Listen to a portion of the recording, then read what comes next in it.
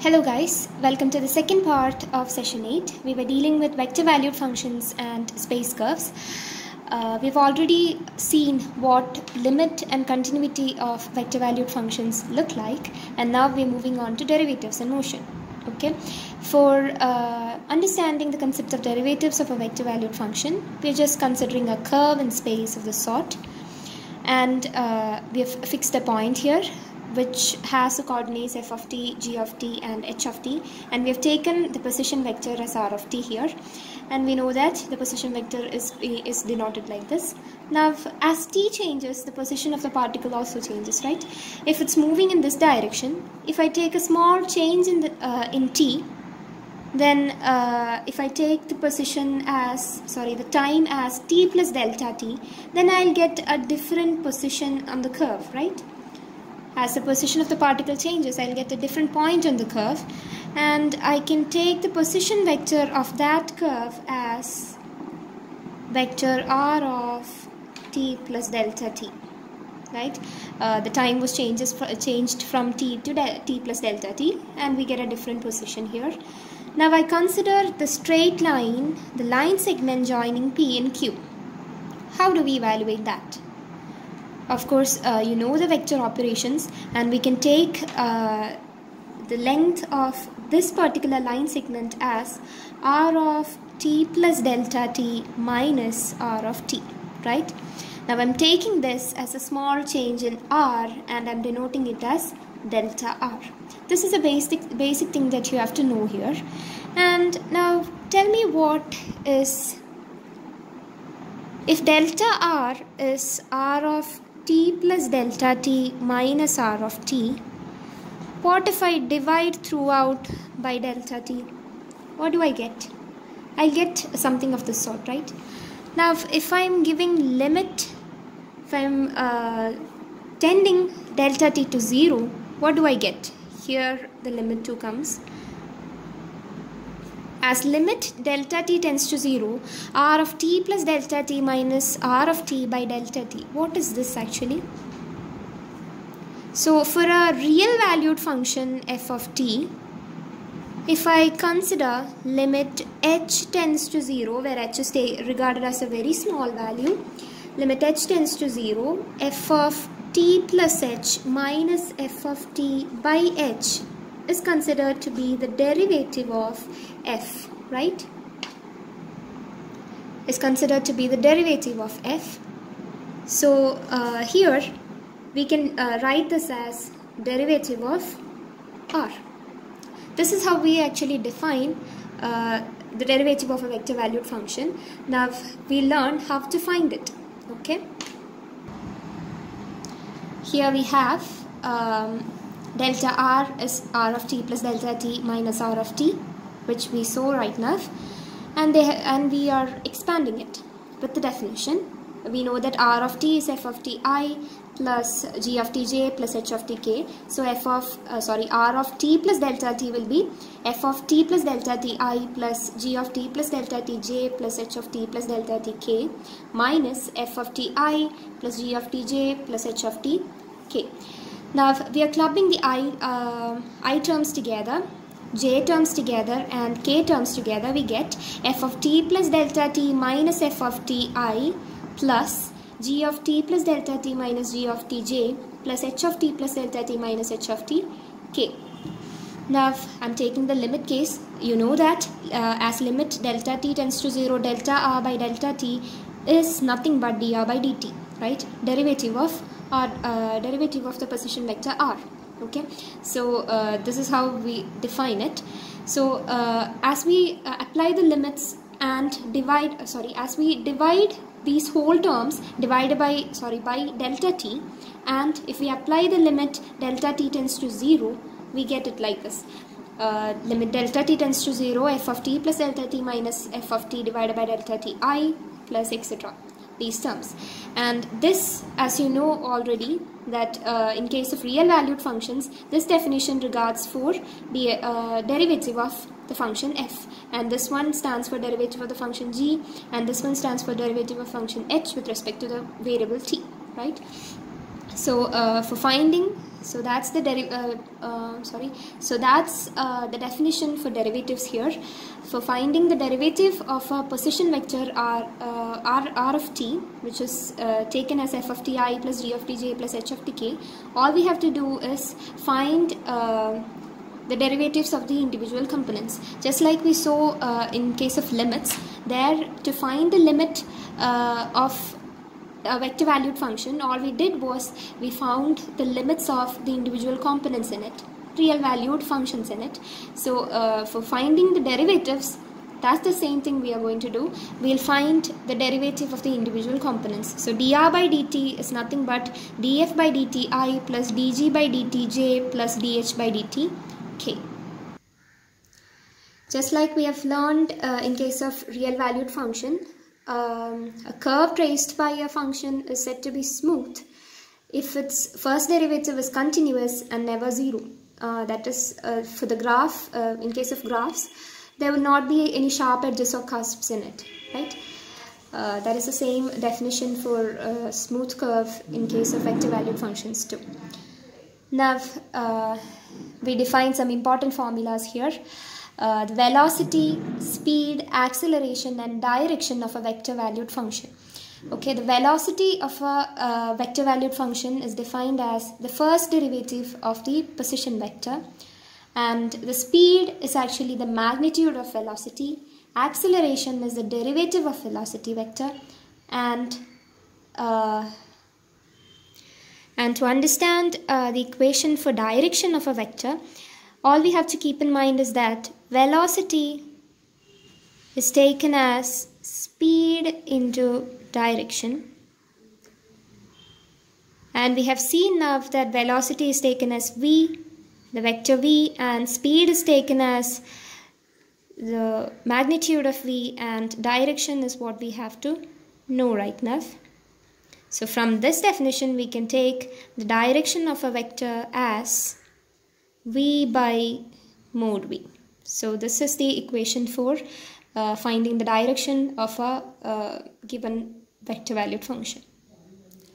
So these are the important formulas that you have to keep in mind. Velocity is the derivative of the position vector, speed is the magnitude of velocity, and acceleration is the second derivative of the position vector or the first derivative of the velocity vector, and the direction can be taken as velocity by magnitude of velocity. Now we'll see how a problem regarding these concepts is done. The question is, vector r of t is given and it gives the position of a moving body at time t. Find the body's speed and direction when t is equal to 2. So we know how to find the speed and direction of a vector, of a position. If the position vector is given, we know how to find the speed and direction, and we are asked to evaluate it when t is equal to 2. And there is one more question along with that. At what times, if any, are the body's velocity and acceleration orthogonal? What does that mean? So we have to check whether the velocity and acceleration are orthogonal at any time t. If there is any time t when these two get orthogonal, then we have to find which is that. That is the last question. And when do we call two vectors orthogonal? So two vectors are orthogonal if their dot product is 0, right? So we'll move on to how the problem is solved. So first we were asked to find the speed and direction of this position vector at times t is equal to 2. So all we have to evaluate is the speed, direction, velocity and acceleration of this position vector, right? We are evaluating that. Well, r of t is given 3 cos ti plus 3 sin tj plus t square k, and velocity is the derivative of the position vector, which is minus 3 sin ti plus 3 cos tj plus 2tk, and acceleration is the derivative of velocity vector. You can just differentiate the velocity vector just we got, and we'll get an answer like this. Now speed is nothing but the magnitude of the velocity vector. I think that you know how to find the magnitude of velocity vector. It's nothing but the square root of the squares of individual components. Now the components of v were minus 3 sin t, 3 cos t and 2t. So here we are finding out the magnitude of V as root of minus 3 sin t the whole square plus 3 cos t the whole square plus 2t the whole square, which is 9 sin square t plus 9 cos square t plus 4t square. Here if we take 9 as a common factor, we'll get 9 into sin square t plus cos square t, which you might have learned in trigonometry, that is 1. It's a basic trigonometric identity. So 9, we'll be left with 9 plus 4t square. We were asked to evaluate the speed at time t is equal to 2. So when we put t is equal to 2, the speed will be 5 units. Okay. Now we are finding the direction. The equation for finding direction was V by magnitude of V, which is V vector was this. We found that earlier, and mod V, we found it just now. So we are dividing that, and we have to find the direction when t is equal to 2. So substituting the value t is equal to 2 in the above equation, we get an answer of this sort. Please try doing it yourself. Then it will look more clear for you. Now for the last question, it was asked that at what times, if any, are the body's velocity and acceleration orthogonal?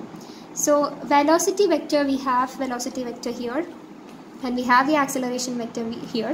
We have to find the dot product of these two and equate it to 0, and find if any time at least it becomes 0 or not. So we are finding the dot product. So V and A are said to be orthogonal when V dot A is equal to 0. Now finding the dot product, we get an equation of this sort, and this will be 0. So 9 sin t cos t minus 9 cos t sin t is already 0. So all we are left with is 4t. 4t is 0 only when t is equal to 0. You know that, right? For any other value, 4t will not be 0. Only at t is equal to 0, this will be 0. So the velocity vector V and the acceleration vector A are orthogonal only when t is equal to 0. I hope the problem is clear for you. If you have any doubts, please do ask. Moving on to the next topic, it's differentiation rules for vector functions. We have learned a lot of differentiation rules for scalar functions, right? That is real valued functions. So we are just implementing those in vector cases too. We know that for any constant, the derivative is 0. That's the constant function rule. And if u, v are differentiable vector functions, then the scalar multiple rule is that the derivative of cu is equal to c into derivative of u. You know that already. This is the same case for scalar valued functions too. Now this is a different property where f is a scalar function and u is a vector function. If these are multiplied together, then the derivative of this product will be taken as applying the product rule for derivatives, like f df by derivative of the first function into the second function plus derivative of the second function into the first function. We are just applying the product rule here. For a scalar function multiplied by a vector function, the derivative will be found by using the product rule. Now for the sum rule, the sum of any two vectors, the derivative of that will be just the sum of the individual derivatives, and the difference is the same. To find the derivative of difference of two vectors, all we have to do is find the derivatives of the individual vectors and then find the difference. And dot product rule is found in a similar way we found the product of a scalar and a vector function. Here the only difference is that the product used in between these two values will be dot product in case of vectors, and this is normal multiplication in case of scalar and a vector. So here we are taking two vectors and their dot product, and we are finding the derivative of those. Here the product rule is implemented, du by dt, and the product is taken as not normal multiplication but dot product, and it's just first derivative of the first vector dot the second vector plus first vector dot the derivative of the second vector. Then the cross product rule is done in a similar way, just like the product rule, but the product used will be the cross product. That's the only difference. So in case of scalar function multiplied by a vector function, the product used will be normal multiplication, and in case of dot product, the product used in between used in product rule will be dot product, and in case of cross product, the product used will be cross product. That's the only difference in three cases. In all the three cases of products, finding derivatives of products, we have to use the product rule. Now in case of chain rule, you know the chain rule. If R is differentiable function of t and t is a differentiable function of s, then we can write dr by ds as dr by dt into dt by ds. Now for the last three properties, that is the dot product rule, cross product rule and chain rule, we have to learn the proof of it. The proof of these three properties are very simple and basic to learn. We'll first look into the proof of dot product rule. The dot product rule was nothing but d by dt of u dot v is du by dt dot v plus u dot dv by dt. And here's how we prove. Now if I'm considering the vector u as u1 of ti plus u2 of tj plus u3 of tk, and v as v1 of ti, v2 of tj, v3 of tk, and I'm finding the derivative. For finding the derivative of this dot product, I'm first finding the dot product of these two vectors. You know how to find the dot product of these vectors. Like you have to just multiply the same components and then add the 3. So u1 into v1 plus u2 into v2 plus u3 into v3. This is the dot product of u dot v, and I'm finding the derivative of it. So finding the derivative of this, how do we find the derivative of this? So u1 and v1 are functions of t, right? They are real valued functions. So here u1 and v1 are real valued functions. u1 is a function in t and v1 is a function in t. So taking the derivative of two functions, we have to apply the product rule. Here the product is just normal multiplication, scalar multiplication. So we can find the derivative as u1 into derivative of v1, we can write it as v1 dash, plus v1 into derivative of u1, right? Sorry, u1 dash, right? Plus u2 into derivative of v2, plus v2 into derivative of u2. Plus for the third term, it will be u3 into derivative of v3 plus v3 into derivative of u3. Now we are clubbing it in terms of u1 dash u dash terms, u1 dash, u2 dash, u3 dash. With these three terms, we are clubbing it together. We'll get v1 u1 dash plus v2 u2 dash plus v3 u3 dash. And for all the terms with v1 dash, v2 dash and v3 dash, if we club them together, we'll get u1 v1 dash plus u2 v2 dash plus u3 v3 dash. Now that is what you have here, u1 dash v1 plus u2 dash v2 plus u3 dash v3 plus u1 v1 dash plus u2 v2 dash plus u3 v3 dash, which is nothing but u1 dash dot v, and this is u dot v dash. Sorry, u dash dot v and u dot v dash. So we have proved the product rule. That is what we had to prove. We had to prove u dash dot v plus u dot v dash is the derivative of u dot v. And we are done with the proof. So it's really simple. We are just applying the basic definitions of derivatives of functions that we have learned in case of real valued functions. Now we'll move on to the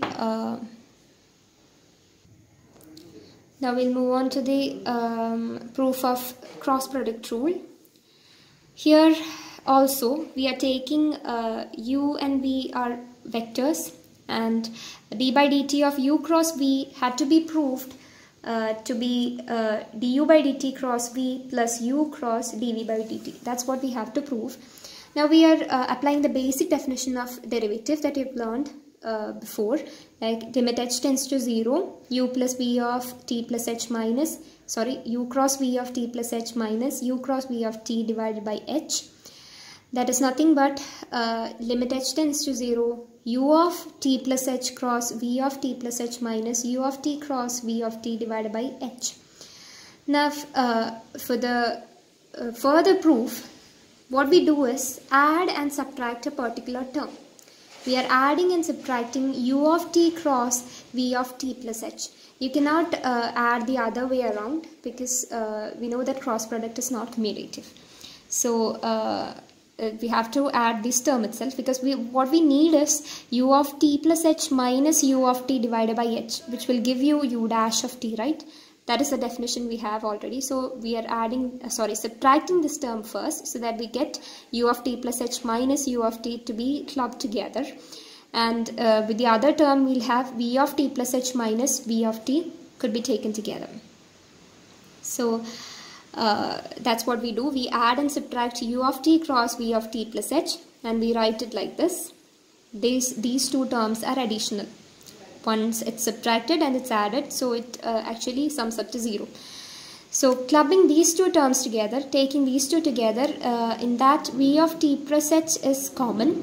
So we write the other terms together, u of t plus h minus u of t by h cross v of t plus h, plus in the other two terms we have v of t plus h,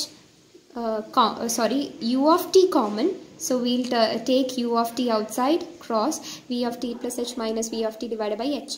Now we are applying limit h tends to 0 separately to each of these, and what we get is limit h tends to 0, this term will become u dash of t du by dt, and this term when as h tends to 0 will become v of t, so the function v itself, and this one will become u, and there's no h in it, so no change will be there, and in this case it will become the derivative of v. So this is what we had to prove, and that's the proof of cross product rule. Try writing it yourself so that you will understand it better. Now we'll move on to the proof of chain rule. The chain rule was nothing but dr by ds will be equal to dr by dt into dt by ds, where r is a function in t and t is a function in s. So if r is a function in t, then and t is a function in s, then we can regard each f of t, g of t and h of t in the same manner too. So that's what is written here. Suppose that r of t is given like this. It's a differentiable vector function of t, and the t is a differentiable scalar function of some other variable, and h are differentiable functions of s. And the chain rule for differentiable function can be regarded as like this. So f, g and h are scalar functions. For them the chain rule is defined. Now we have to prove it for the vector valued function. So so in the case of dr by ds can be written as like this. We have already seen that. Now for df by ds can be written as df by dt into dt by ds by chain rule of real valued functions, and dg by ds can be written as dg by dt into dt by ds, and dh by ds can be written as dh by dt into dt by ds. In all the three terms, dt by ds, the term is common. So we are taking it out as a common factor, and we get df by dt I plus dg by dt j plus dh by dt k into dt by ds, which is nothing but dr by dt into dt by ds, and that's the proof for it. Thank you all. That's it for this part. We'll discuss the rest of integration and stuffs in the next part. Thank you.